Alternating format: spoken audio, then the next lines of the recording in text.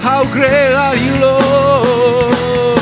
How great is our God? Sing with me, how great is our God? Oh, we see how great is our God.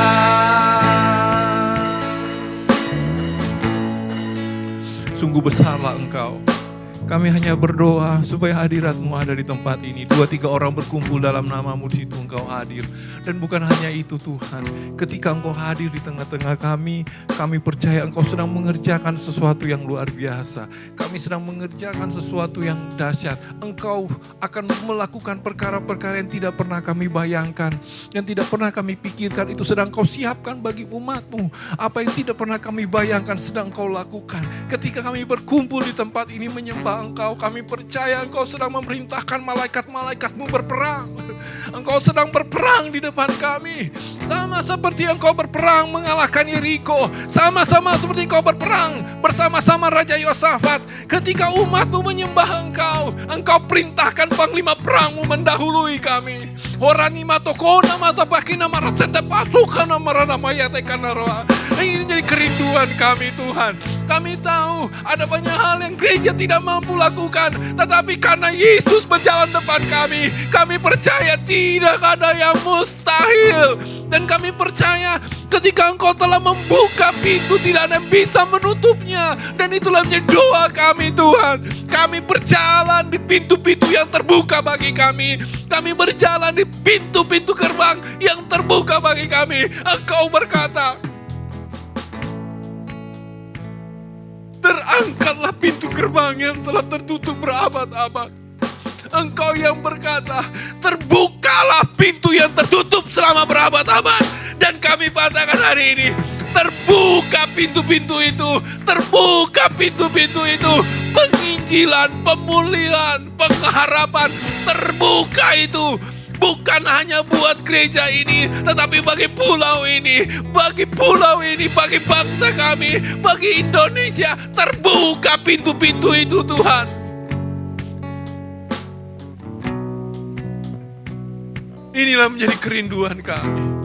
Karena itu ajar kami Tuhan. Ajar kami menjadi hamba-hamba-Mu.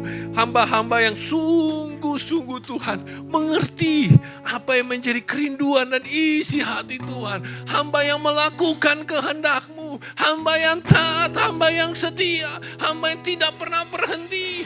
Hamba yang terus bekerja. Bukan karena kekuatan dan kemampuan kami, tetapi oleh karena Roh Kudus memampukan dan menguatkan kami. Tuhan, terima kasih Tuhan, terima kasih. Terima kasih Bapa, terima kasih. Untuk waktu ini kami bersyukur sekali Tuhan. Kami bersyukur, kami boleh belajar bersama-sama, kami akan menikmati firman Tuhan. Kami berdoa juga buat adik-adik kami sekolah minggu yang akan beribadah di tempat yang terpisah. Kami berdoa mereka diberkati, mereka dijagai, mereka diberikan hikmat, guru-guru yang melayani diberikan kemampuan untuk mengajar dan mendidik mereka Tuhan. Mereka masih kecil, tetapi kami percaya Roh-Mu bekerja sejak mereka masih kecil Tuhan. Dan itu kami terima kasih Tuhan.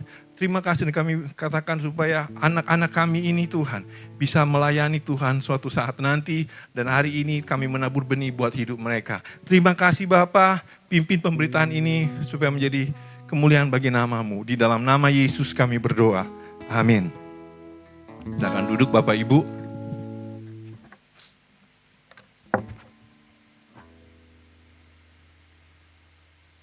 Ya. Bapak Ibu, mari saya pengen mengajak kita membahas ada sebagian kecil dari firman, sedikit waktu kita terbatas. Tapi saya pengen share bahwa bagaimana kita selalu udah ada sih. Ya. Saya selalu bilang bahwa ketika kita berjalan dalam rencana Tuhan, maka Tuhan akan antarkan orang yang tepat dalam hidup kita. Tuhan akan persiapkan waktunya, betul ya. Alkitab bilang apa? segala sesuatu itu indah indah pada waktunya, dan Tuhan bilang menaruhkan kekekalan di hati mereka. Jadi ini sesuatu yang kita harus syukuri bahwa tidak pernah ada kebetulan. Kita ada di timeline, kita ada di rentang waktu tahun 2025 dan seterusnya, saudaraku ya. Kita harus bersyukur bahwa kita ada sekarang hidup di masa pemerintahan zaman Prabowo, bukan ada di zaman Insinyur Soekarno atau di zaman presiden yang lain. Saudara mungkin nggak pernah merasakan rasanya hidup di zaman Presiden Soeharto ya. Ya, bersyukur karena Tuhan mau pakai saudara di zaman Presiden Prabowo gitu. Nah, jadi kita melihat bahwa kita ada di waktu yang tepat, ada di tempat yang tepat, dan Tuhan selalu mengirim orang-orang yang tepat. Tuhan mengirim orang yang tepat untuk menjadi rekan pelayanan kita. Tuhan mengirim orang yang tepat untuk menjadi pasangan hidup kita. Amin. Haleluya. Ya. Jadi kalau misalnya Tuhan mengantarkan kita, tiba-tiba kok saya ada di si pulau ini, saya ketemu dengan si A dan si B, bersyukurlah saudara, ya. Saudara bersyukur ya. Saudara bersyukur, bilang kiri kanan dulu, bersyukur bertemu kamu di pulau ini. Nah, apalagi yang sudah jadi istrimu atau jadi suamimu kan, itu kan. Ya, saya mau kasih tahu bahwa ini satu dan kemarin kita udah belajar beberapa waktu yang lalu, Kak Vero ngebagiin, Kak Hen ngebagikan tentang hamba yang melakukan yang taat, tentang hamba yang memiliki isi hati Tuhan. Hari ini kok nggak ada judulnya, apa saya kehapus tadi ya? Ada judulnya, Kak Son? Oke.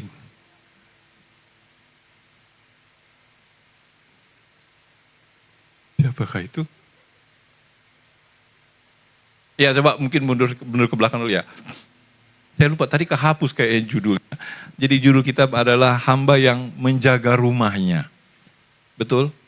Saya perlu sharekan ini kenapa kita perlu tahu bahwa hamba itu harus menjaga rumahnya.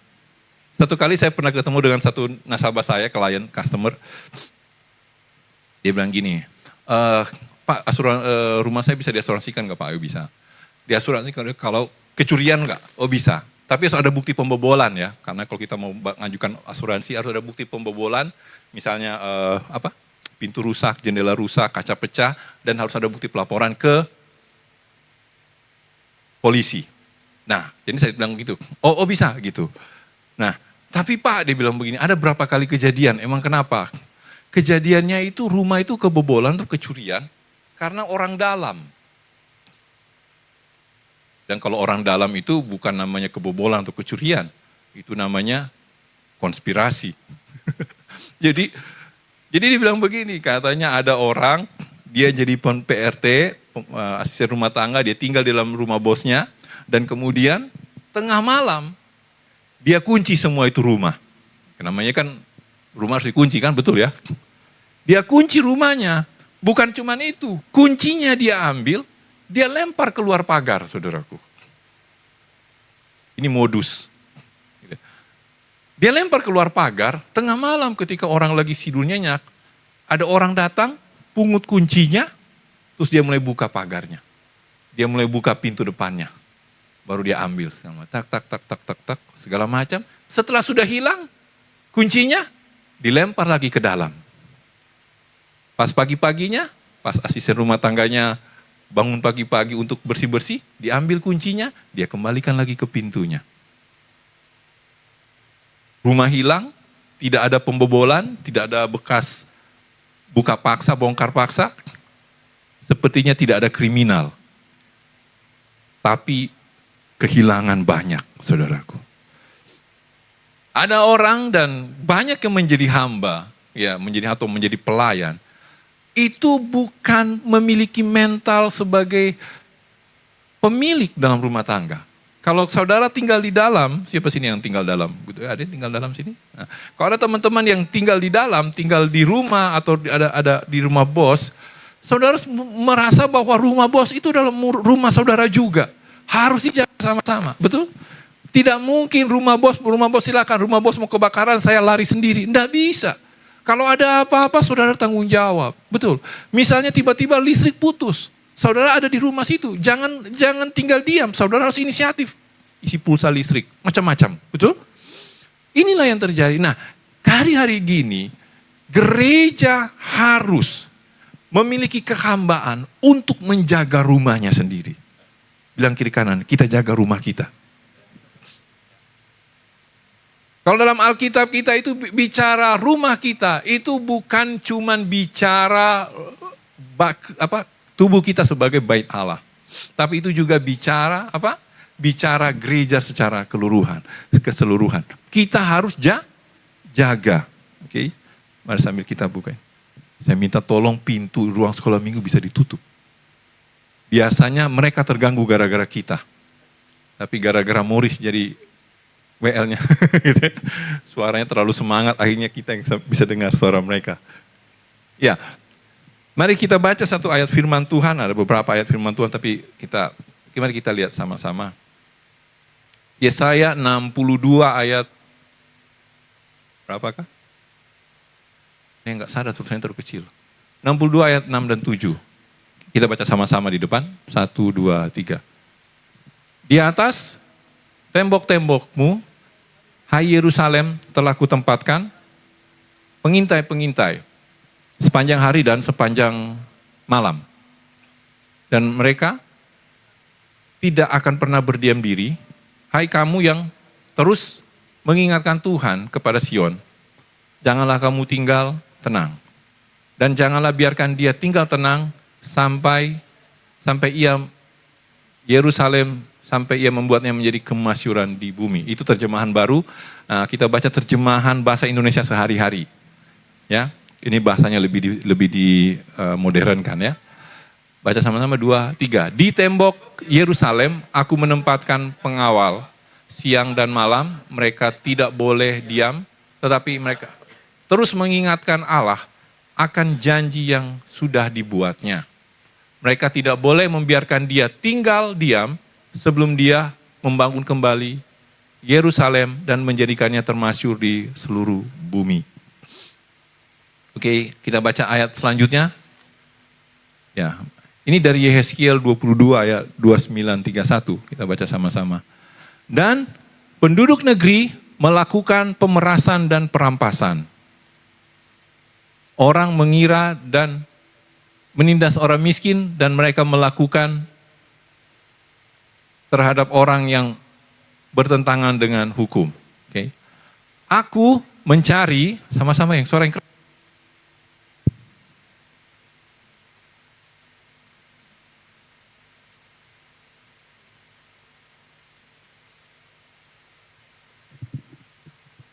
Tetapi aku tidak menemuinya. Ya. Maka aku mencurahkan geramku atas mereka dan membinasakan mereka dengan api kemurkaanku. Kelakuan mereka kutimpakan kepada mereka, demikian firman Tuhan Allah. Oke. Jadi kalau kita lihat ayat firman Tuhan ini, dia bilang ada 2 objek atau 2 benda yang perlu dijaga, yang disebut dengan namanya tembok. Betul? Tembok. Dia bilang tembok itu harus dijaga. Dia bilang Yerusalem yang duduk di atas, dia bilang di tembok-tembok Yerusalem itu Tuhan menempatkan pengintai-pengintai. Dia menetapkan orang-orang yang menjaga, yang mengawal, yang mengintai gitu ya.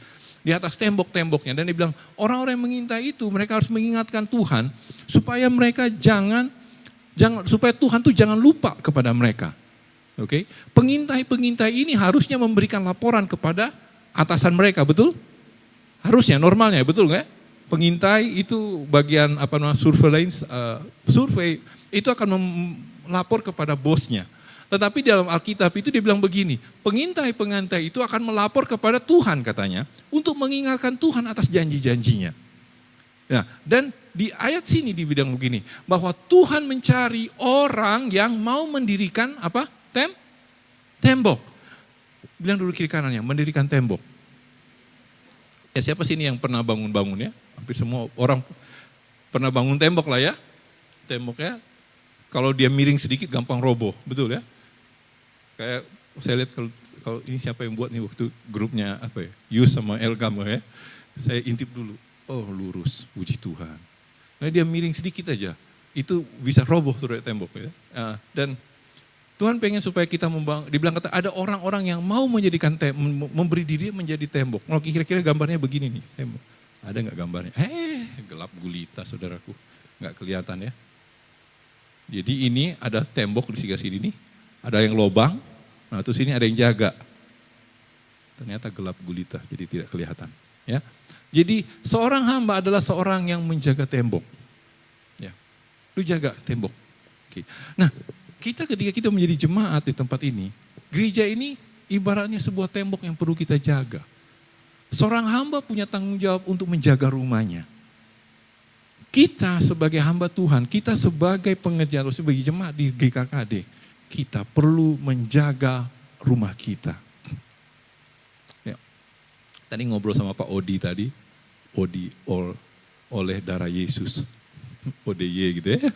Pak Odi dia sambil bilang begini, Pak saya ada pelajaran dulu yang namanya Spirit of Judas, roh Yudas katanya. Saudara dengar Yudas, pasti saudara sudah tahu lah bagaimana kelakuannya. Ngambil uang, nyumbang, segala macam. Ujung-ujungnya mencium Tuhan Yesus dan menyerahkan Tuhan Yesus untuk disalib, saudaraku ya. Jadi memang kita harus hati-hati ya dengan orang-orang yang sering mencium kita. Jangan-jangan engkau disalibkan. Gitu ya. Ini sederhana. Makanya saya selalu bilang ke teman-teman, ya saya dan teman-teman itu usianya sudah sangat jauh. Udah mungkin usia kita udah 20, 30 tahun mungkin usianya.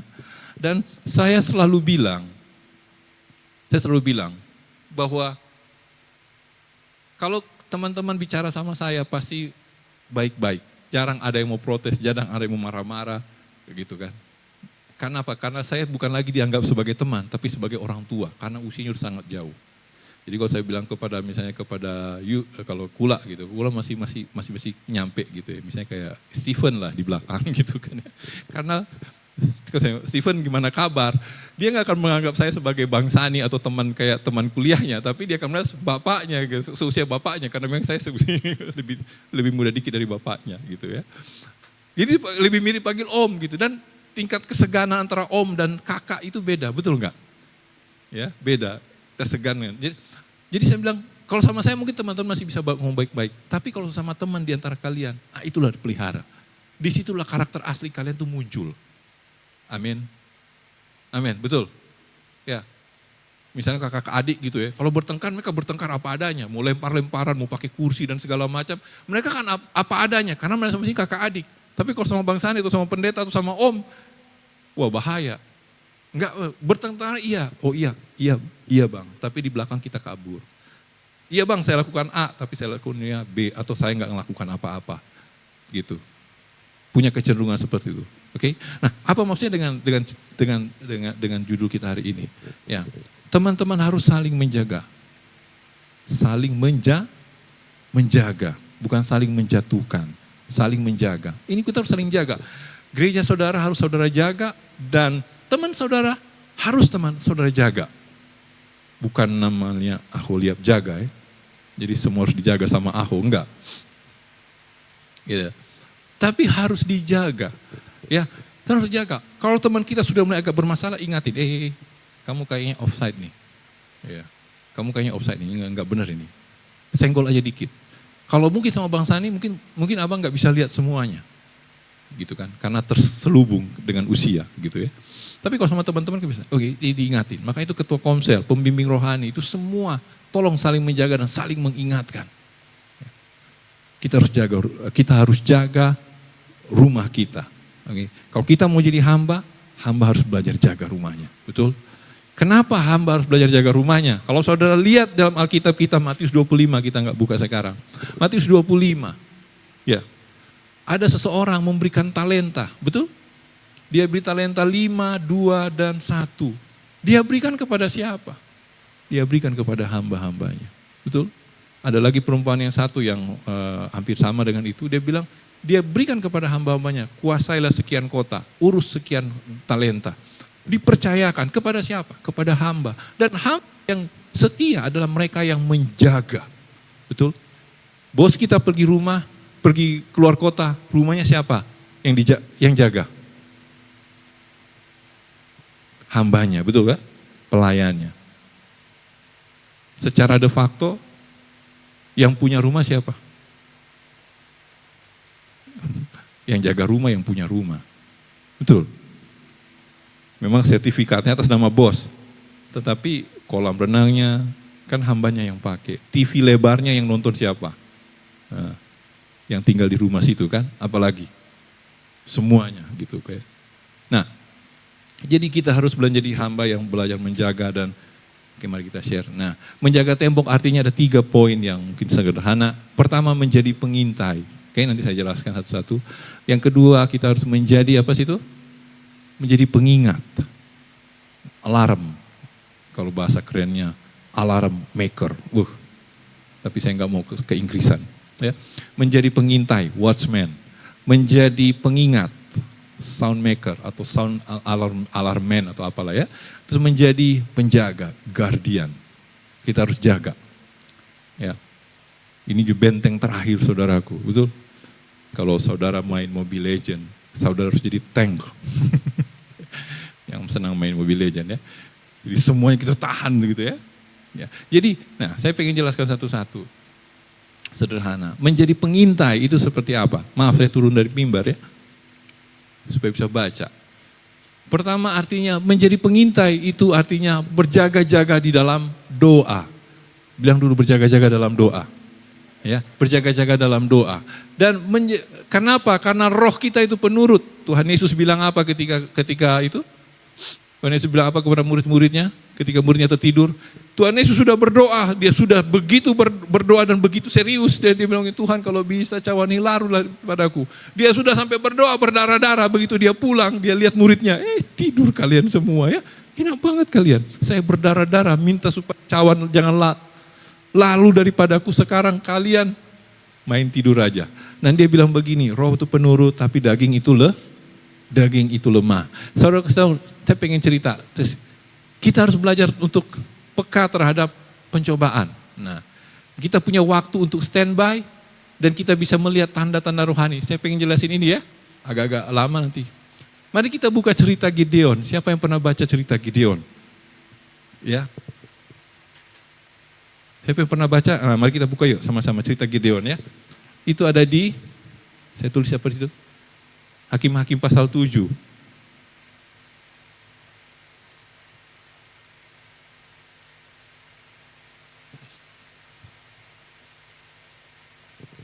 Hakim-Hakim pasal yang ke-7, saudara bisa baca cerita tentang Gideon panjang, tapi saya pengen bahas itu di bagian ayat yang, kita baca di sini.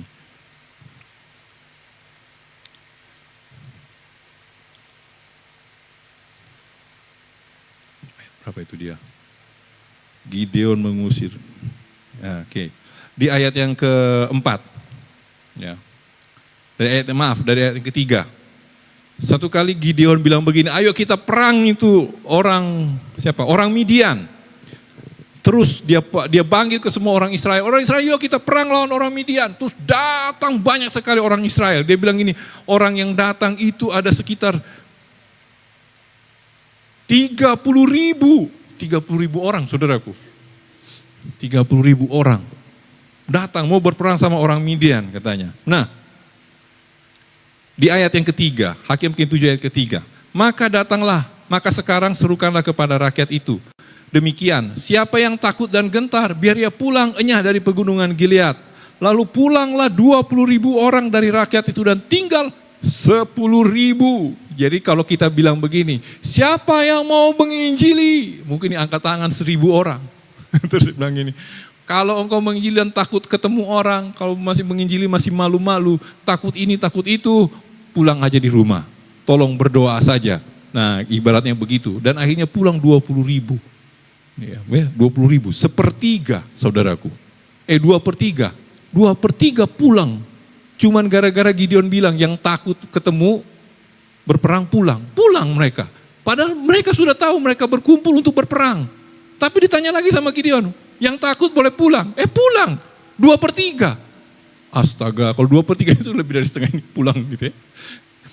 Nah, terus dia bilang begini, kemudian tinggallah 10.000 orang.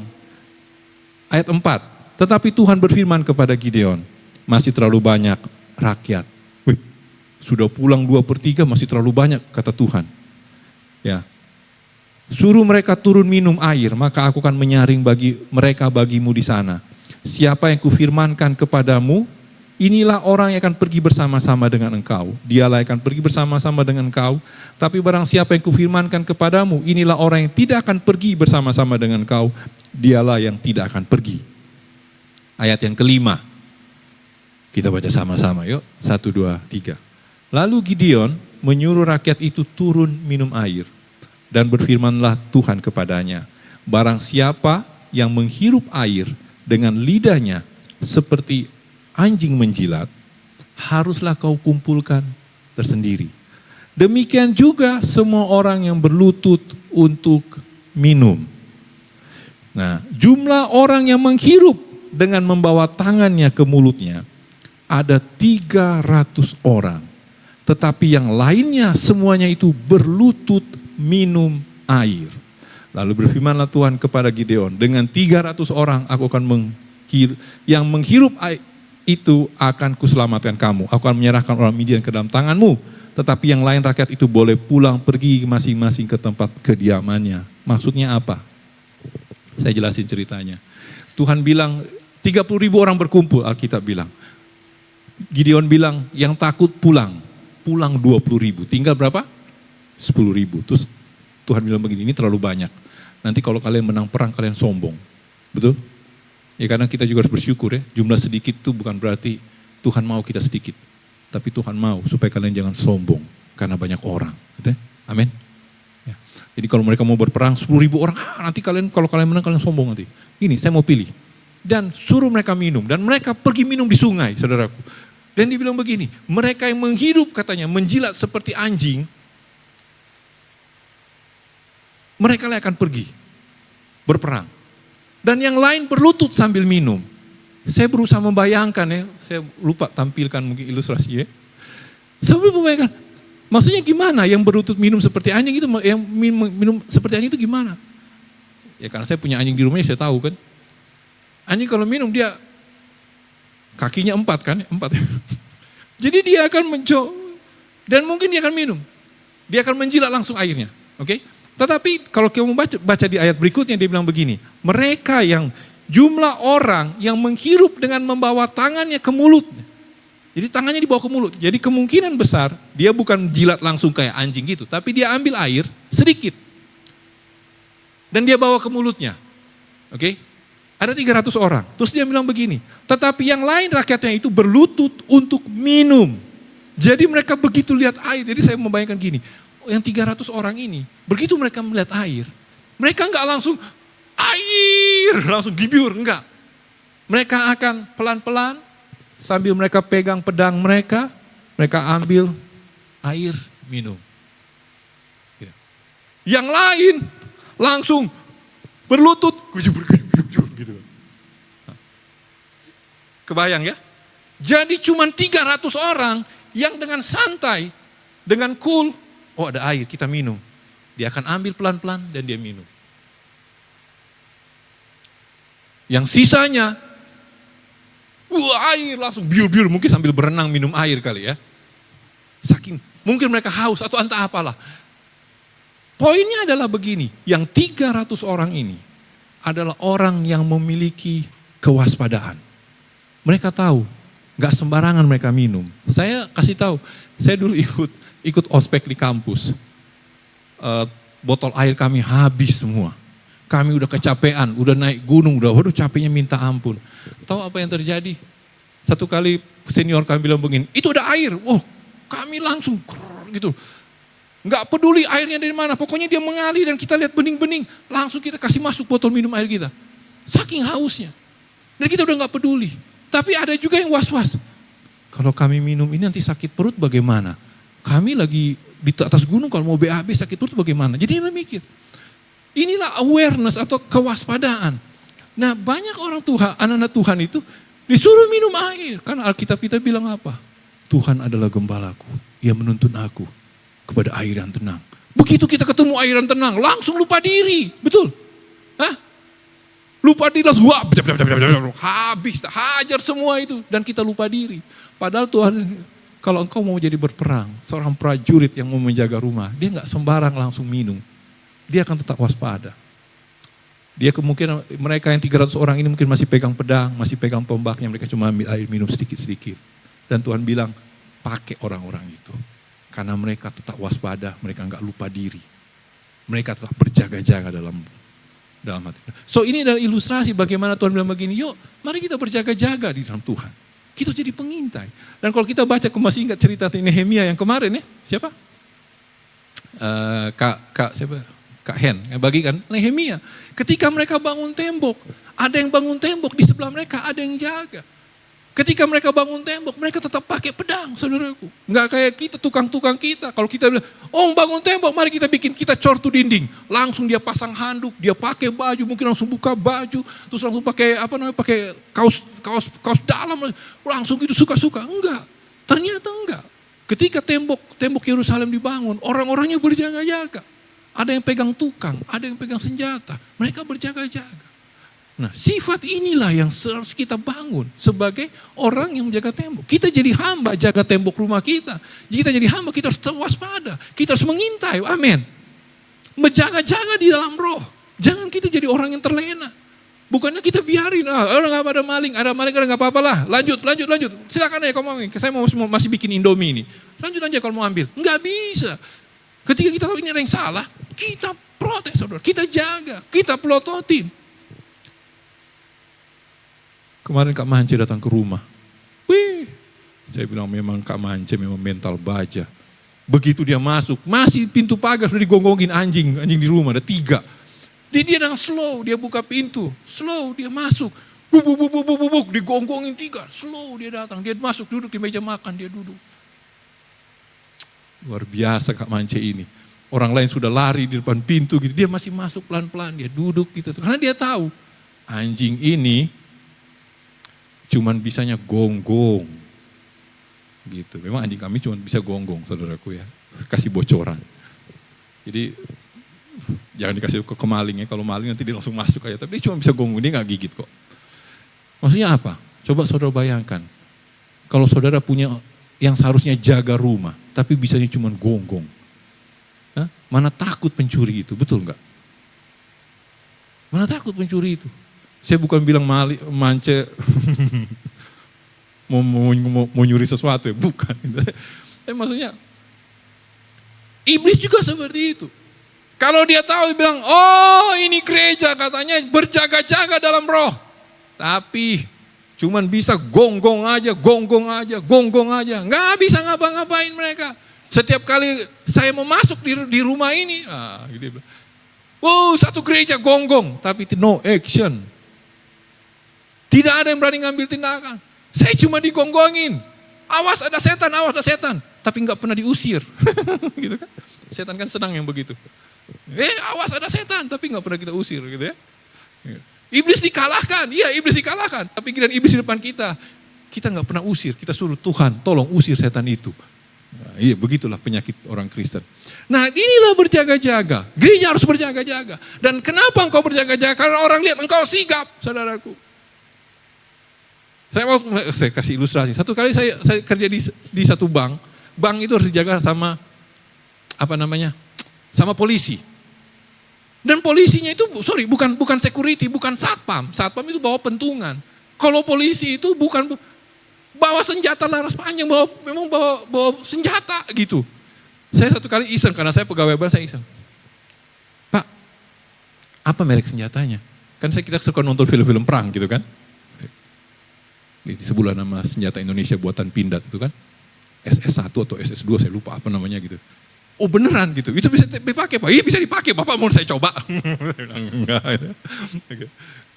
Benar, jadi kenapa dia harus bawa? Untuk tunjukin, supaya setan itu jangan macam-macam. Maling itu jangan macam-macam. Mau rampok itu jangan macam-macam. Memang benar-benar dia tunjukin. Nah hal yang sama juga begitu. Saudara harus berjaga-jaga, jadi pengintai. Dan bukan cuma lihat, ada setan. Tegur. Kalau ada yang mulai macam-macam, tegur, ingatin dia. Kalau kita lihat secara rohnya yang salah, usir itu dalam nama Yesus. Harus begitu. Amin. Dengan begitu kita jaga rumah kita. Ada amin. Ya. Kalau teman kita mulai agak-agak malas dan kita tahu, Dia dulu tuh yang kayaknya ada roh sakit hati karena ada kemalasan. Kita datangin dia, ajak ngobrol macam-macam. Ya mungkin dalam nama Yesus. Betul? Itulah namanya di pengintai, saudaraku. Yang berikutnya, dia bilang, kita harus punya waktu untuk standby. Yesaya 30 ayat 15. Dalam tinggal tenang terlekat kekuatanmu. Saudara baca di rumah. Ya, dalam tinggal tenang terlekat kekuatan kita, saudaraku. Kekuatan kita tidak mengandalkan fisik. Kalau di dalam Alkitab bilang begini, bukan karena kuat gagahku, bukan karena kereta kuda, bukan karena ini, bukan karena pasukan yang banyak, tetapi karena aku tinggal tenang dalam Tuhan, maka disitulah kekuatanku ada. Ketika kita tinggal tenang dalam kekuatan dalam Tuhan, Tuhan perintahkan malaikatnya bekerja, saudaraku. Makanya ketika bawa 10.000 orang, terlalu banyak. Tuhan pilih cuma 300 orang. 300 saudaraku. 300. Dan 300 orang inilah yang pergi mengalahkan orang Midian. Luar biasa saudaraku. Berikutnya. Saya harus agak cepat ini. Ya, menjadi pengingat kepada Tuhan. Ya. Mengingat kepada Tuhan, kita belajar mengklaim janji Tuhan. Ingat janji Tuhan, saudaraku. Tadi pagi saya bagikan di Bulakan, saya bilang begini, itu, ada 3 kakak datang ke sana, terus mereka semua gendong bayi. Ada ibu gendong bayi, ada bapak gendong bayi. Saya bilang Tuhan Yesus, dan saya tanya usianya, masih seusia mereka, masih muda-muda. Tuhan, apa yang terjadi dengan dunia ini? Dan kita harus punya belas kasihan buat mereka. Ya, harus punya belas kasihan. Saudara enak-enak ya. Adik-adik di sini datang untuk kuliah, betul enggak? Siapa Iman ya? Saya masih hafal mukanya. Kamu kalau datang ke sana, kamu akan lihat tuh ya, orang-orang yang mungkin seusia kakakmu atau si adikmu itu udah punya anak 2. Ada satu ibu kita doakan, kita tanya begini-gini. Sekarang usianya berapa? Usia sekian, masih 20-an, 21 atau 22. Saudara tahu dia punya anak usia 5 tahun, coba hitung aja sendiri. Nah, coba berhitung. Dia punya usia 22 tahun, punya anak 5 tahun. Gak masuk akal, betul gak? Saudara mungkin masih senang-senang sekolah gitu ya. Ini kejadian. Saya bilang, ini luar biasa betul. Kalau bukan karena Tuhan punya janji atas hidup mereka, ini bahaya saudaraku. Dan akhirnya saya bacakan satu firman Tuhan, saya bilang begini, biarpun anak-anak kita masih kecil, biarpun kalian tinggal di tempat sini, anak-anak kalian ini gak akan pernah tahu yang namanya Wakelo sawah ya. Ya. Atau air terjun ini, atau pantai ini yang ada di Sumba sana. Mereka cuma tahu Pantai Kuta, mereka cuma tahu ini dan itu. Mereka lupa dengan kampung mereka. Tapi saya kasih tahu, ini Alkitab bilang begini, kata pemazmur, dari dulu aku masih muda sampai aku sudah tua, tidak pernah aku melihat anak cucu orang benar menjadi peminta-peminta roti. Mereka akan memberikan pinjaman dan bahkan akan memberikan lebih banyak saudaraku. Mereka akan memberkati. Kenapa? Karena orang tuanya benar. Jadi saya bilang ke Bapak Ibu, tolong hidup benar. Anakmu pasti diberkati. Kita sekarang ada tempat ini, saya yakin Tuhan sedang beberapa dari kita, dan mungkin hampir semua dari kita.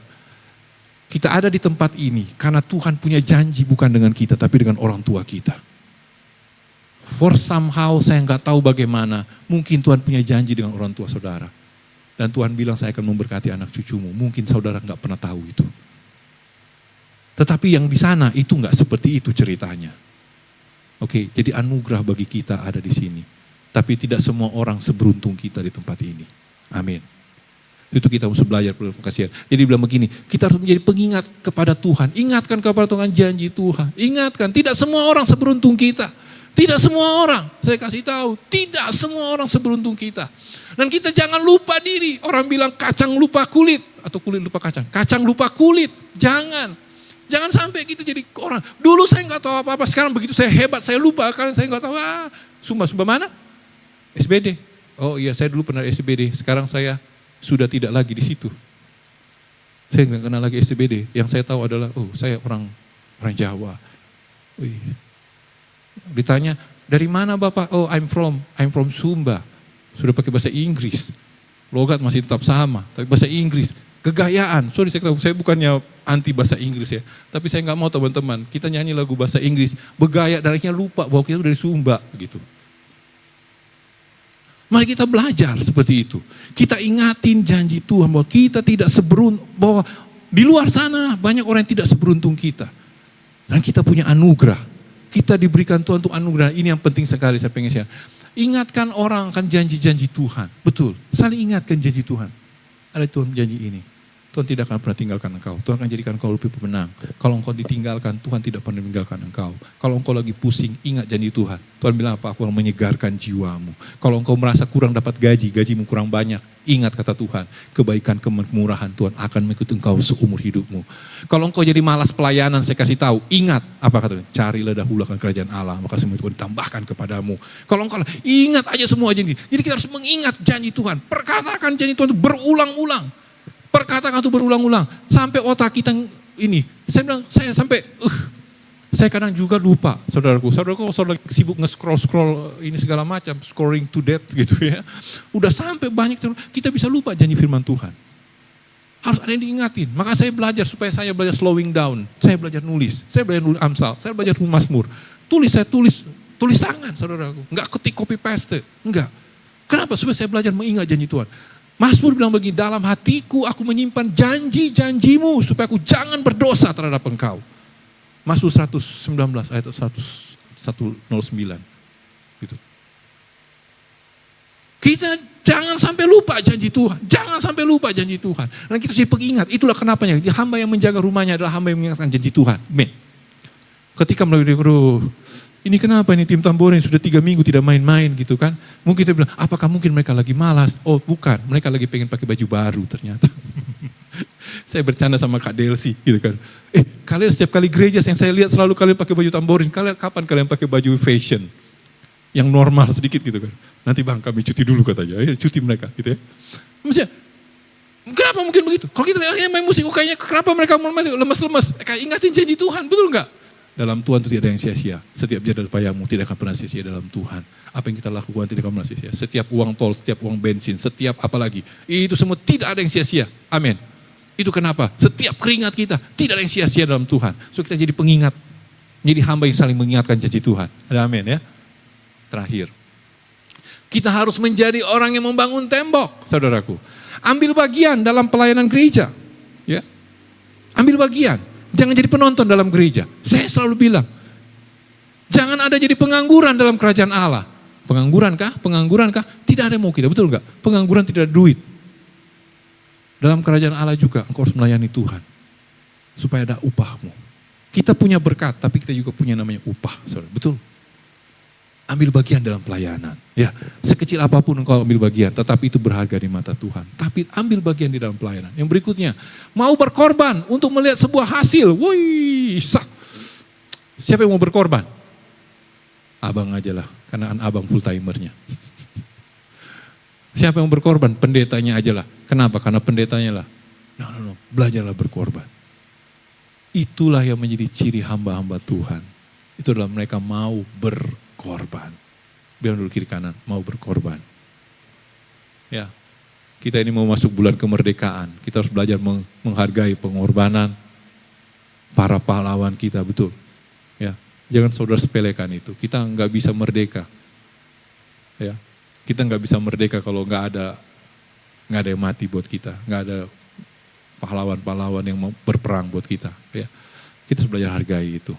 Kalau saudara ingat, ada satu perkataan firman Tuhan, dia bilang begini, hormatilah ayah ibumu supaya lanjut usiamu di tanah yang diberikan Tuhan Allah kepadamu.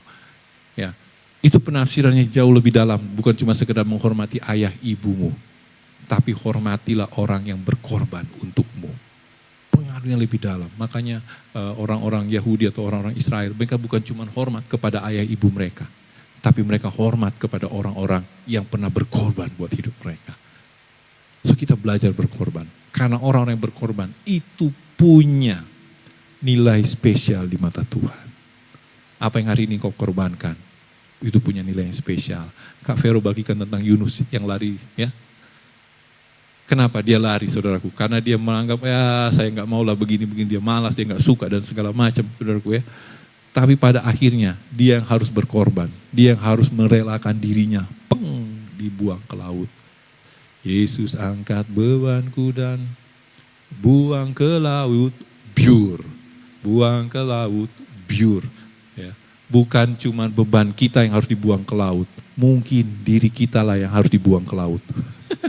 Supaya apa? Supaya satu kapal selamat. Supaya satu kota diselamatkan. Supaya satu suku bangsa diselamatkan. Kita lah yang harus membuang diri kita ke laut. Oke, jangan segan membuang diri ke ladang. Ya. So kita harus berkorban. Ya. Kita berharap kalau kita melayani, kita nggak perlu korban uang. Kalau nggak punya uang, tinggal minta aja ke gereja. Bang, saya nggak punya uang, mau ke Padangan. Bang, saya nggak punya uang, mau ke Bulakan. Uang bensinku habis, bayar kartu tol mahal. Saya mau ini nggak punya, nggak apa-apa, minta aja saudaraku. Tapi kan saya tahu bahwa ketika engkau pergi pelayanan, engkau berkorban waktu, betul? Mungkin baru berkorban waktu, ada yang korban perasaan. Ya. Yang dikorbankan itu bukan cuma waktu, perasaan juga, dan macam-macam. Uang masih bisa kita ganti, tapi korban perasaan, itu lukanya lama sembuh saudaraku. Ada amin. Yang tidak pernah terluka, angkat tangan. Pasti kita pernah terluka kalau kita pelayanan saudaraku. Tapi percaya aja Tuhan Yesus bukan cuma terluka saudaraku sampai disalib saudaraku ya. Jadi kita juga harus belajar terima itu. Ya, mau berkorban untuk melihat hasil dan memberi diri sebagai anugerah bagi jemaat. Ini penting sekali, ini poin terakhir yang mau saya jelaskan. Belajar memberi diri sebagai anugerah. Maksudnya begini, kadang kita berpikir begini, kalau orang lain baik kepada saya baik kepada dia, itu wajar nggak? Wajar nggak? Itu di mana-mana. Kalau saya ketemu kula di pantai, saya tersenyum, pasti dia tersenyum. Saudara jalan kemana, ke pantai atau kemana, saudara ketemu orang yang saudara tidak kenal, senyum aja. Pasti disenyum balik. Kalau saya apa kabar, dia akan jawab baik, karena saudara tersenyum. Jadi orang akan baik kepada kita karena memang kita baik kepada orang. Itu respon yang sama. Ya. Oke. Tetapi bagaimana dengan orang yang kita baikin, tapi malah jahat sama kita? Ada? Giliran kita bantu, dikasih apa? Kasih hati, minta empala, jantung. Oke. Sudah kita kasih ceker, minta kepala. Ya. Kan banyak yang begini kan? Ya bahasa kasarnya tidak tahu diri. Tuh. Tapi kita belajar menjadi anugerah. Karena apa? Karena kita tahu orang ini mungkin belum tumbuh. Orang ini belum kenal Tuhan. Kalau saudara melayani jiwa baru ya, saya kasih tahu. Tidak ada jiwa baru yang nurut. Bandel. Saudara pernah merasakan jadi jiwa baru gak di gereja? Pernah. Awal-awal saudara gimana rasanya? Bandel kan? Sampai sekarang juga. Kita semua pernah ngerasain. Saya pernah ngerasain. Saya kasih tahu. Saya dulu waktu saya dimuridkan, pembimbing saya bilang begini, San, nanti habis kuliah kita ketemu di perpustakaan, mau PA. Satu apa yang saya lakukan? Saya enggak pergi ke perpustakaan. Saya keluar lewat gerbang depan. Oh, ternyata pembimbing saya tuh ya, sudah pengalaman. Emang cuman baru kamu orang yang bandel. Jadi dia sudah tahu. Sebelum dia ke perpustakaan, dia cegat dulu di gerbang depan. Sani pulang kuliah San? Iya. Mau ngapain? Kita kan ada janjian PA. Ketahuan bohongnya gitu loh. Ketahuan gak niatnya. Saya kasih tahu, ketika kita melayani jiwa baru, tahun ini kita akan berjalan jiwa baru. Saya kasih tahu, kita pengen jangkau banyak mahasiswa. Adik-adik mahasiswa, tolong database anak-anak, teman-teman kita, tolong kita kumpulkan. Kita akan kunjungi awal bulan ini dan awal bulan depan. Ya mereka yang masuk lagi-lagi ospek. Kita mau kunjungi, kita mau datangin mereka, kita mau kunjungi bukan dikirim flyer, bukan, dikunjungi face to face, eye to eye saudaraku. Dan kita akan bilang ayo kita bertumbuh bersama-sama. Mungkin kita ditolak, not problem saudaraku, saudara semua merasakan itu. Betul. Siapa di sini pernah merasa tertolak? Hah? Pasti pernah merasa, atau saudara gak pernah menolak, oh saya baik-baik aja. Ketika kita melayani Tuhan, maka kita akan merasakan yang namanya penolakan. Kita akan ditolak. Ngapain sih? Saya dulu pernah, saya cerita berapa kali. Saya pernah datang ke satu tempat, datangin orang Sumba. Terus mereka ngomong, pakai bahasa mereka, saya nggak tahu mereka ngomong apa gitu. Pagi saya pulang, ada yang keterjemahkan. Bang, tahu nggak mereka ngomong apa? Nggak tahu. Iya, mereka ngomongnya gini, ngapain sih Pak Pendeta ini datang ke sini? Diomongin pakai bahasa daerah, mentang-mentang saya nggak tahu gitu kan. Tapi itu penolakan, tetapi itulah kekristenan. Ketika engkau ditolak, itu berarti engkau orang Kristen beneran. Karena kita bilang apa? Akan tiba masanya bahwa engkau akan ditolak, engkau akan ditolak, engkau akan dijauhi, engkau akan disiksa oleh karena namaku. Oleh karena nama Yesus. Kita ditolak, saudaraku. Dan itulah kehormatan bagi kita. Dan kalau kita memberi diri kepada mereka, mereka sudah tolak. Bang, jangan datang sini lagi ya bang, jangan ke sini lagi ya, saya nggak bisa terima abang begini-begini dan segala macam. Tapi ketika kita memberi diri buat mereka, itu artinya kita menjadi anugerah buat mereka. Sama seperti Yesus menjadi anugerah bagi manusia, demikian juga gereja Tuhan, hamba-hamba Tuhan harus menjadi anugerah bagi orang yang belum percaya. Bagi adik-adik yang kita layani, mereka yang bandel-bandel, kita harus jadi anugerah. Jangan punya mental. Memang mereka bandel, tinggalkan. No. Kayak kita nggak pernah jadi orang bandel aja. Ya, saya pernah jadi orang bandel, makanya saya nggak mau tinggalkan yang bandel. Kalau saudara pernah jadi orang bandel, saudara akan merasakan hal yang sama. Adik-adik yang baru, jangan ditinggalkan mereka. Kalau mereka nakal, ajari mereka, didik mereka. Supaya apa? Supaya mereka bertobat, supaya bertumbuh dengan Tuhan. Dan generasi sesudah mereka akan mendidik lagi generasi yang berikut dengan cara yang sama. So mari sama-sama gereja Tuhan. Kita jadi anugerah. Memang dia memang bandel. Enggak apa-apa, saya jadi anugerah buat dia. Kamu diusir. Enggak apa-apa, saya jadi anugerah buat yang ngusir saya. Kamu ditolak. Enggak apa-apa, saya menjadi anugerah bagi yang menolak saya. Sama seperti Yesus juga. 5.000 orang dikasih makan sama Tuhan Yesus. 5.000 orang yang bilang salibkan dia. Plus 12 orang lari tinggalkan dia. Murid-muridnya. Bonus 1, Yudas. Gitu ya. Saya kasih tahu, so kita harus belajar. Ayo, gereja Tuhan, jangan jadi gereja yang memble. Amin. Gini. Saya bilang ini kayaknya sudah, saya bilang ini Bapak Odi ada datang di tengah-tengah kita ini, kayaknya kebetulan.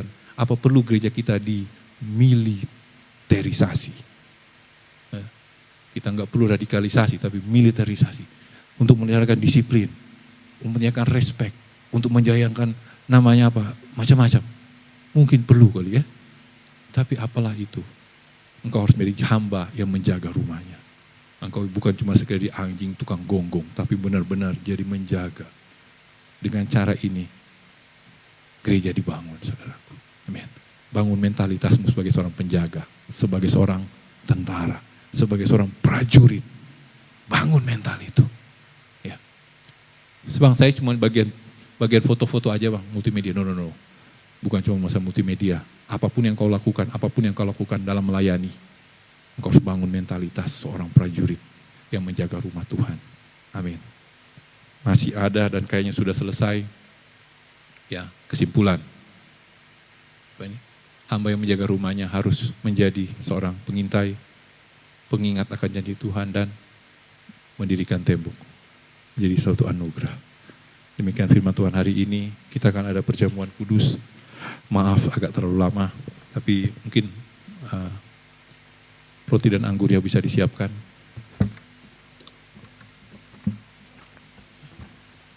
Ya, saya undang kita semua bangkit berdiri.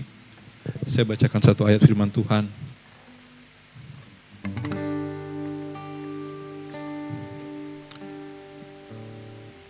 Matius 26 ayat yang ke-26.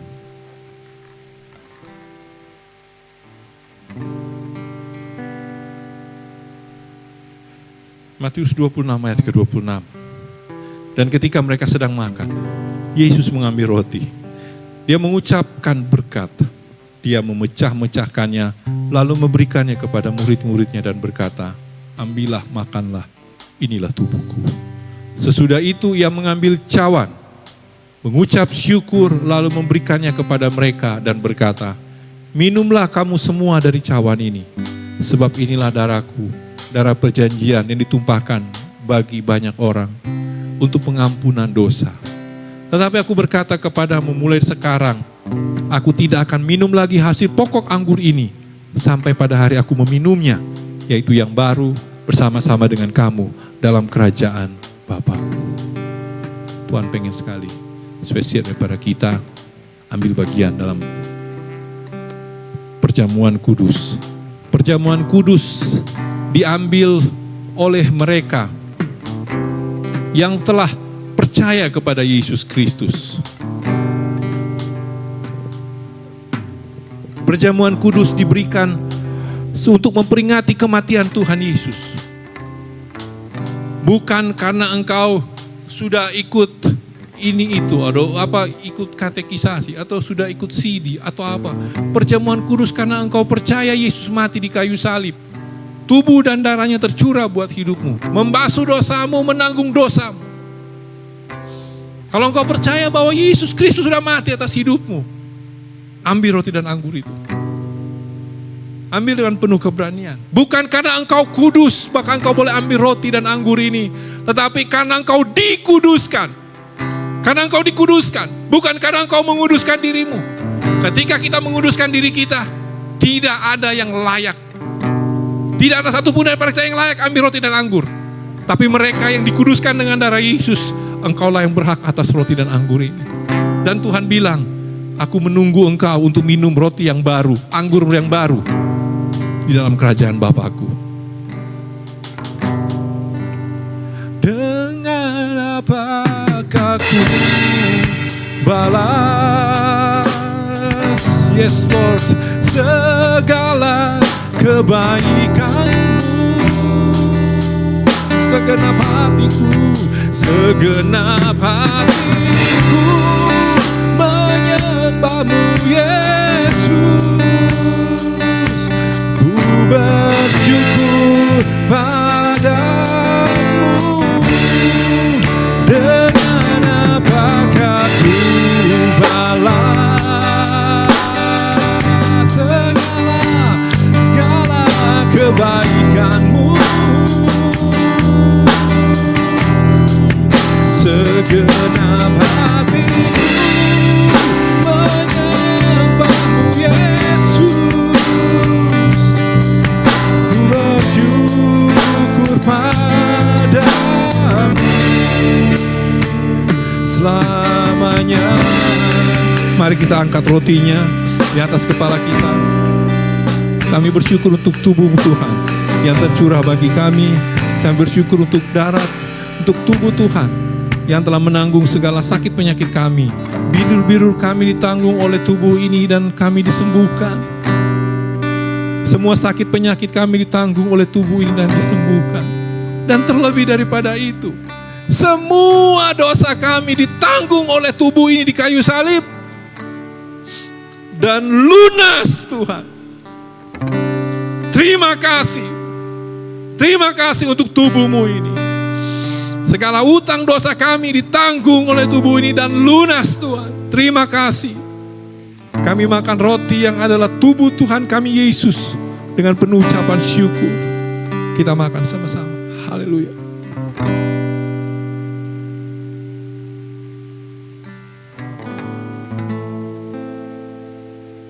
Mari kita angkat anggurnya.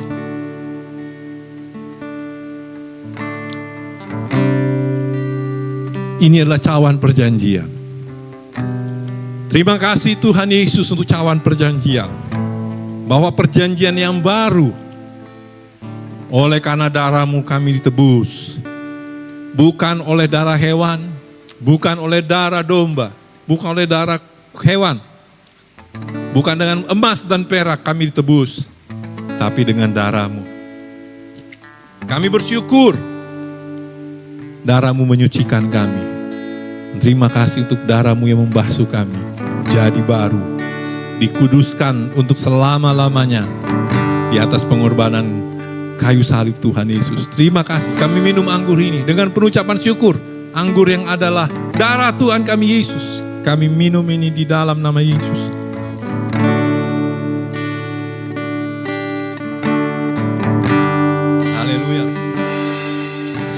Oh, mari kita bermasuk. Terima kasih Tuhan. Terima kasih atas berkat-Mu. Terima kasih atas anugerah-Mu. Terima kasih Yesus. Terima kasih Bapa. Oh Yesus, kami sembah Engkau Allah kami. Haleluya, haleluya. Oh,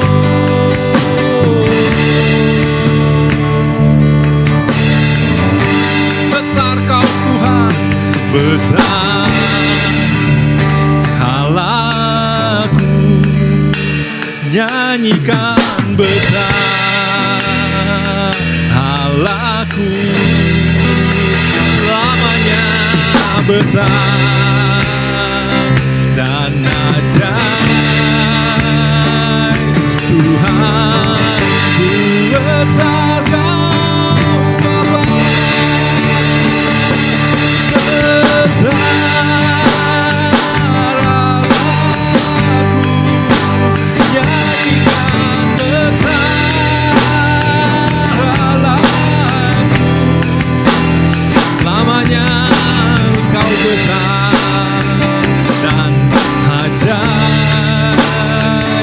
Tuhan, sekali lagi, besar Kau Tuhan, besar. Haleluya,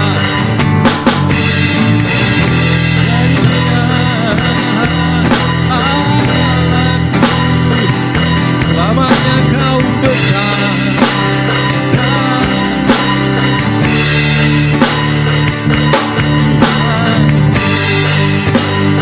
Nyanyi pujian bagi-Mu Tuhan, pujian bagi-Mu, oh Tuhan, nama-Mu besar dan layak dipuji. Haleluya, nyanyian pujian bagi-Mu